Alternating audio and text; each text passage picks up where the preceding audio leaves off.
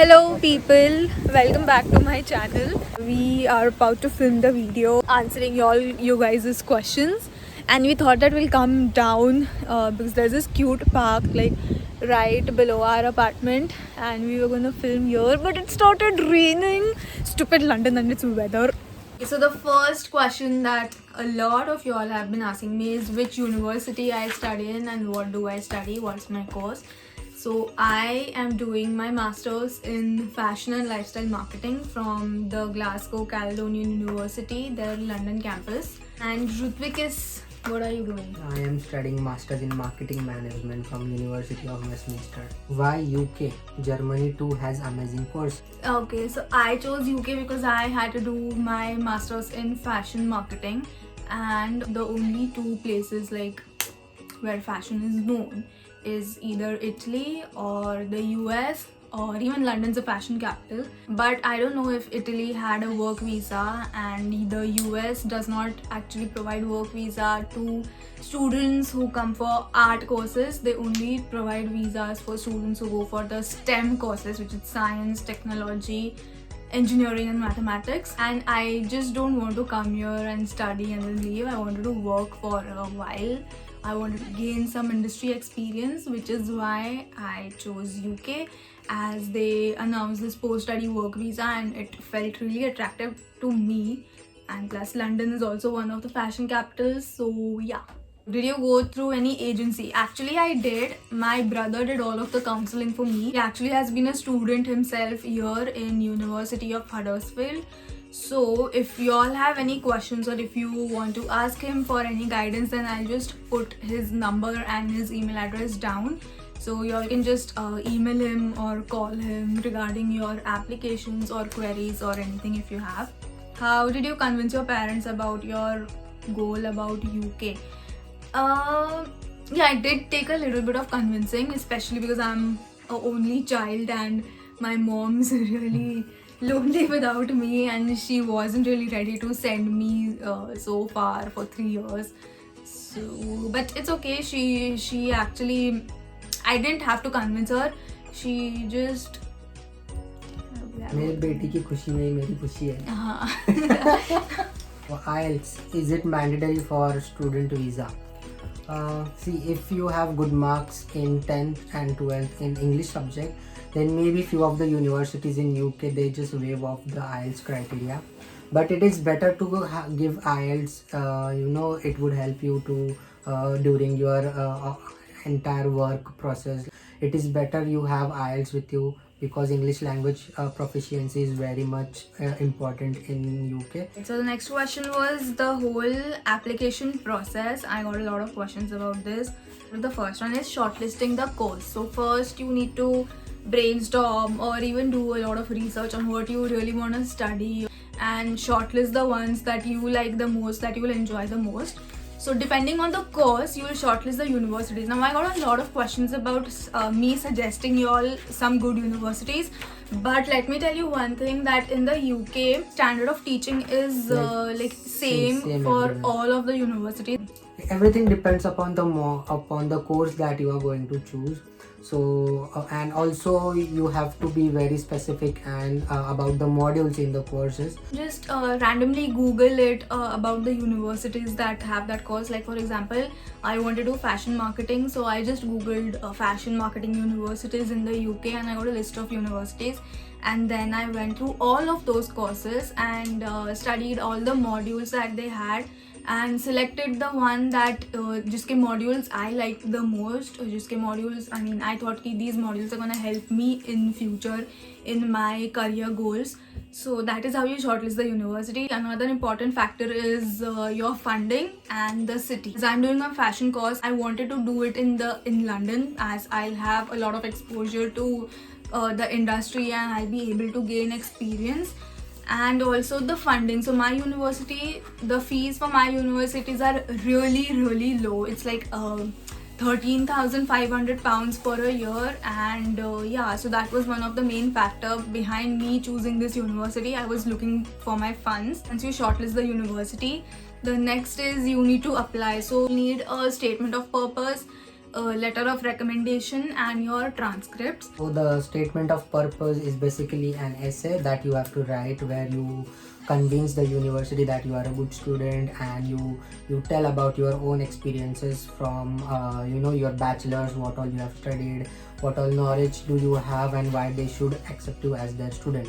Second, and one of the most important thing, is getting a letter of recommendation from the faculties of your bachelor's universities. Whichever university you are studying in, you at least need 2 letter of recommendations. And then the transcripts, you should always have all your transcripts from first semester till the end of your semester for all modules. It is very much required. So once you submit your SOP, LOR transcripts to the university, you can fill their application form, which is available online. So once you do that, the university, if they think you are a correct fit for them, they'll send you a conditional offer letter.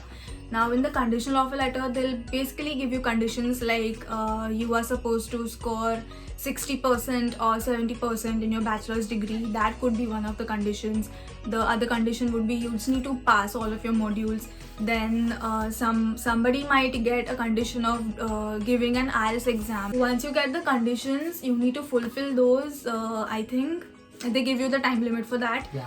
And once you fulfill those conditions, you'll just email them all the documents that they need. Then they'll send you an unconditional offer letter. So once you receive your unconditional offer letter, you need to pay your deposit. But before paying your deposit, you can go to the university's website and see if the university has any scholarships. And sometimes the university provides you an international student scholarship by themselves. Like my university provided me an international student scholarship of £1,500. So that way my total fees came down to £11,900. And my university also had other scholarships which I had applied for, but I didn't get selected. Never mind. So, yeah. So once you pay your deposit, the deposit is anywhere from £1,000 to £4,000, yeah. depending on the university. So you need to pay your deposit. Yeah, one of the most important feature of the entire process was the university will always be in contact with you through emails, and they will tell you everything about what type of documents you need to apply till to up to where you should pay your deposit or how you should pay your deposit. I forgot to mention that while applying for the universities, you also need to submit your 10th grade certificate, your 12th grade certificate, and a photocopy of your passport. So SOP, LOR transcripts, 10th grade certificate, 12th certificate, and what? Passport. Yeah. So that was the entire process. So let's come to accommodation. I got a lot of questions about accommodation. So there are 3 types of accommodations, 4 types of accommodations. So it's either on campus, which is provided by a university. The second is student accommodation chains. There are a lot of chains like Chapters or IQ and stuff, so you can go through them. The third one is living as a PG at somebody else's house, and the fourth is a shared apartment. Funding wise, the university accommodations are always gonna be the most expensive because it's like right next to your uni, it's in the campus, so it's gonna be way too expensive. And especially in London, university accommodation fees can go up to £300 to £400 a week. So if y'all don't have any problem with that, then it's really good. You can go for that. Living as a PG, a paying guest. So it's like the landlord lives with you and you just rent a room in their house. And the final is renting a private flat. So if you have a group of friends coming with you, this is really a good option because it cuts down your expenses like बहुत ज़्यादा. I know that students face a majority of problems shortlisting their accommodation, so there exists an all-in-one solution for your accommodation needs. If any of you is going to Oxford for your studies, then you are really lucky because there's the website called as HouseHat. They cater to your accommodation needs for all of the students and even the professionals. So HouseHat takes care of every student's needs and make sure that every tenant who signs up with them has the best experience. One stressful thing that students might feel while renting these properties is that once they arrive, there's no Wi-Fi connection, because we faced that problem when we arrived here. We had to wait for like a week or something to get, I guess more than a week to get a Wi-Fi setup, but if you sign up with HouseHat, they provide you with free high-speed Wi-Fi connectivity, so you don't have to stress about going and getting a broadband for yourself, especially in this pandemic, because once you arrive you're going to be in quarantine and you won't have to stress about your broadband and stuff. If you go through any of the other private agents, you're going to be responsible for the maintenance and you're going to have to pay if you cause any damage, but HouseHat takes care of that as well. They provide free maintenance for all of the houses so that the tenants can stay stress free. If you want to know more, you can get 100% free property consultation from them. If you go to their website and if you want to book an accommodation for yourself, you can use my promo code VRU50 to avail a discount of 25 to 30 pounds. So their website and their Instagram handle is linked in the description box below. Go check it out if you're going to Oxfordshire for your education. This is going to be really helpful for you because we faced a lot of problem while finding this accommodation, and they'll cater to you according to your needs. Okay, so moving forward, visa interview questions. I really didn't get a visa interview. It was just a process of submitting your documents, that's it. We did get some questions at the immigration, but even that were like very chill. The immigration officers were really chill. He was talking to me about India versus England series. Next question is about the living expenses. Your living expenses are gonna be your rent plus £100. You can like £100 is like minimum. Yeah, minimum. So if your rent is like suppose 555 or £600 per month, plus £100 for all of the other stuff, your grocery, travel, shopping and stuff. If you really go on a budget, then you can cover that in £100. So that way your total cost of living is going to be around £700. And if you are in London, so the majority part of your living expenses is gonna go to your accommodation. So if you make sure to look for the cheapest accommodation, then even if you stay in London, your monthly expenses can go only up to £700. And then if you guys eat outside a lot, or if you have a habit of a gala social life, then your expenses are gonna increase obviously. For outside London, it's £700 a month, and for London, it's £1,000 to £1,200 a month.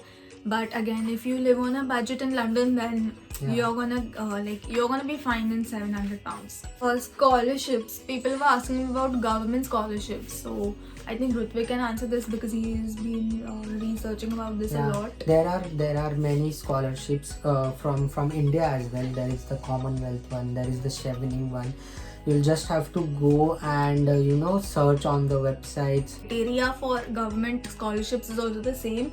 You need to have like above distinction, and also some of those criteria were that you need to have work experience of some hours. So I don't really know about that. I'll just look into it and update you guys with that. Funding to show. Okay, so this is a really important question. So yeah, basically it's your university fees plus the living expenses for the city. And those living expenses that they count, it's mentioned on the government's website, gov.uk. It's mentioned over there what are the living expenses for the particular city, and you'll have to show those living expenses in while applying for your visa. While doing that, if you are self-funded, then you need to show your bank statements or your FD or anything, and that should be at least a month old.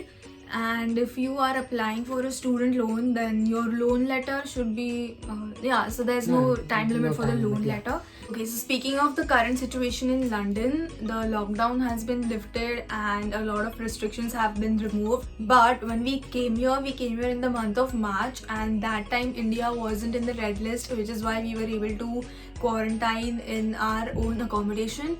But right now India is a red list country, and everyone traveling from India have to compulsory hotel quarantine. Yeah, and these hotels are nearby airport only. These are good hotels. It's £1,750 for 10 days, and it includes your meals and 2 COVID tests that you have to do.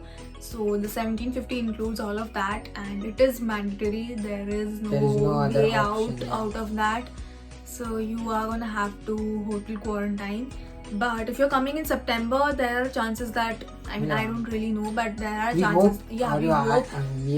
we hope and that we pray that the situation in India gets better by Yeah, September. and it gets removed from Removed the from red the red list. list. If you guys want me to explain something in detail, so let me know. I'll make a video on that as well. If you need anything, if you need my help, I have also put my email address in the description box. You can email me, or even my counselor, which who is my cousin brother. I have put his details also in the description box. You can email him or message him, and he will help you out with your whole process for applications and stuff. And yeah, that was it for this video. If you guys found it useful, then make sure to give me a thumbs up and share it with anyone who might find this useful. So yeah, that was it. And if you all want to do more videos about this, then just let me know, and I'll see you guys in my next video. Bye.